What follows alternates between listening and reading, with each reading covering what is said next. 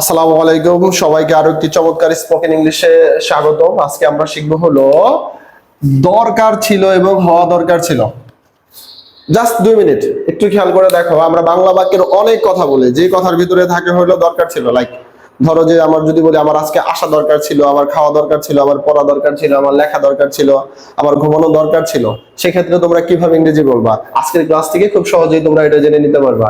এরপরে আজকের ভিডিও থেকে আমরা যে জিনিসটা আরো শিখবো সেটা হলো হওয়া দরকার ছিল, অর্থাৎ পাস্টে যত কথা বলবো আমরা আজকের ভিডিও থেকে শিখে নেবো। যেমন ধরো আমি যদি বলি যে আমার পুলিশ হওয়া দরকার ছিল, অথবা আমার ডক্টর হওয়া দরকার ছিল, আমার ভালো হওয়া দরকার ছিল, আমার টিচার হওয়ার দরকার ছিল, তো যত দরকার হওয়া ছিল কিন্তু তুমি হতে পারো নাই, তোমার ইচ্ছা ছিল, এরকম বাংলা বলার জন্য আজকের ক্লাসটা তোমাদেরকে দেখতে হবে অবশ্যই। তাহলে আমরা ক্লাসটা শুরু করতে পারি আর দেরি না করে। দেখো, তুমি যখনই বলবা যে দরকার ছিল, সেক্ষেত্রে তোমাদেরকে যে ভার্বটা নিতে হবে সেটা হলো নিড। কি ভার্বটা নিতে হবে? নিড। নিড মানে দরকার। তো আমাদেরকে যেহেতু পাস্ট ফর্ম এখানে পাস্ট ফর্ম ব্যবহার করতে হবে নিডেড। কি ব্যবহার করতে হবে? নিডেড। তাহলে আমার দরকার ছিল, আই নিডেড, আমার দরকার ছিল। এখন যখন আমরা আরেকটা ভার্ব ইউজ করব তখন একটা টু ব্যবহার করব। টুর পরে সবসময় মনে রাখতে হবে ভার্বের বেস ফর্ম হয় ভার্ব ওয়ান হবে, অর্থাৎ ভার্বের 1 নম্বর ফর্মটা তুমি ব্যবহার করতে পারবা, এর অন্য কোথাও ব্যবহার করতে পারবা না। যেমন এখন ধরো যদি আমি বলি যে আমার এ প্লাস পাওয়া দরকার ছিল, যেটা তুমি পাও নাই, ভবিষ্যতে যে বুঝতেছো এ প্লাস ছাড়া তো ভালো ইউনিভার্সিটিতে ভর্তি হওয়া যায় না, অথবা ভালো কলেজে ভর্তি হওয়া যায় না। এখন তুমি পাস্টের কথা বলতেছো প্রেজেন্টে যে আমার এ প্লাস পাওয়া দরকার ছিল, তাহলে তোমাকে কি ব্যবহার করতে হবে? আই নিডেড টু, আমার দরকার ছিল গেট এ প্লাস পাওয়া। তাহলে পুরো ইংরেজি বাক্যটা কি হবে? I needed to get A plus, আমার এ প্লাস পাওয়া দরকার ছিল। এখন তুমি যদি বলতে চাও আমার খাওয়া দরকার ছিল, তাহলে কি হবে? আই নিডেড টু ইট। এখন যদি বলো ভাত খাওয়া দরকার ছিল, I needed two eat rice, আমার ভাত খাওয়া দরকার ছিল। এখন যদি বলো যে আমার ঘুমানো দরকার ছিল, আই নিডেড টু স্লিপ, আমার ঘুমানো দরকার ছিল, আমার বিশ্রাম নেওয়া দরকার ছিল, I needed to take rest. এখন যদি বলো যে আমার এখানে অপেক্ষা করা দরকার ছিল, হয়তো বা একজন অপেক্ষা করতে বলছে, চলে গেছে, এক মাসে আসছে, এখন তুমি বলতেছো যে কি করলাম, দেখতে পারলাম না, আমার অপেক্ষা করা দরকার ছিল, সেক্ষেত্রে কি হবে? I needed to wait here, আমার এখানে অপেক্ষা করা দরকার ছিল।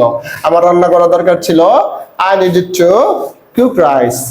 আমার খেলা দরকার ছিল, আই নিডেড টু প্লে। আমার লেখা দরকার ছিল, I needed two right. Just একটা সেন্টেন্স ব্যবহার করে তোমরা হাজার হাজার বাক্য গঠন করতে পারবা। এটা কিন্তু তোমাদের জন্য মোস্ট ইম্পর্টেন্ট একটা রুলস।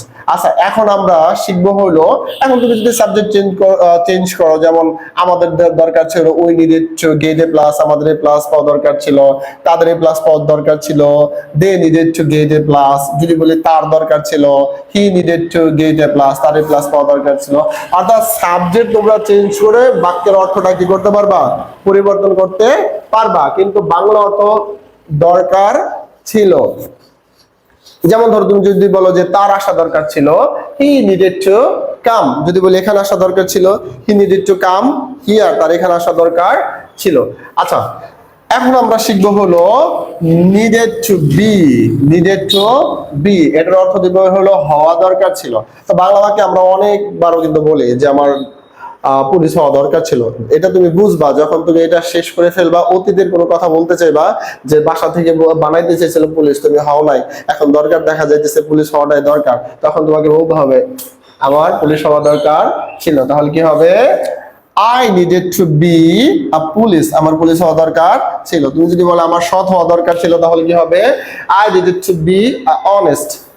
যদি বলো যে আমার ভদ্র হওয়া দরকার ছিল, I needed to B polite, আমার ভালো হওয়া দরকার ছিল, I needed to be good. আমার ডক্টর হওয়া দরকার ছিল, I needed to be a doctor. আমার শিক্ষক হওয়া দরকার ছিল, I needed to be a teacher.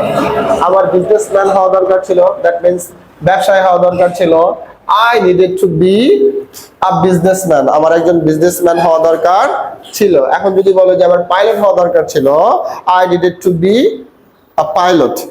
Clear? ঠিক এই দুইটা স্ট্রাকচার ব্যবহার করে আমরা কিন্তু হাজার হাজার বাক্য গঠন করতে পারি। এখন আমি তোমাদের মাঝে দুইটা ইংলিশ লিখবো, এটা বাংলা লিখবো, এই দুইটা তোমাদের ট্রান্সলেশন করতে হবে। 1 নম্বর হলো সকিনার স্কুলে আসা দরকার ছিল, আসা দরকার ছিল। এটার কমেন্টে তোমরা এটার ইংলিশটা লিখে দাও। এরপরে যদি আমি আরেকটা বলি হলো জরিনার জরিনার ডাক্তার হওয়া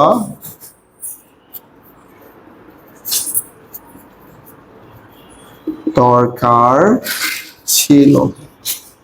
আচ্ছা, এই দুটার ইংরেজি তোমরা কমেন্ট বক্সে একটু লিখে দাও। যদি ক্লাসটা তোমাদের ভালো লেগে থাকে তাহলে আমাদের ফেসবুক পেজটাকে অবশ্যই ফলো দিয়ে রাখবা, সেই সাথে আমাদের ইউটিউব চ্যানেলটাকে সাবস্ক্রাইব করে দিয়ে রাখবা। আমরা জানি তোমরা অনেকে আমাদের ভিডিওগুলো দেখো, কিন্তু তোমরা কিন্তু জাস্ট ফলো করো না, কিন্তু ভিডিওগুলো প্রতিনিয়ত দেখো। এতে কি হয় জানো, পরবর্তীতে তোমার কাছে ভিডিওগুলো যাবে না, তো ফেসবুক বুঝবে যে তুমি এটাকে ইন্টারেস্ট না বেশি। এই জন্য তোমরা যারা ভিডিওগুলো ভালো লাগে অবশ্যই ফলো দিয়ে রাখবা, লাইক কমেন্ট শেয়ার করে দিবা, যাতে করে পরবর্তী ভিডিও যখনই দিই তোমাদের সামনে সাথে সাথে চলে যায়। ধন্যবাদ সবাইকে।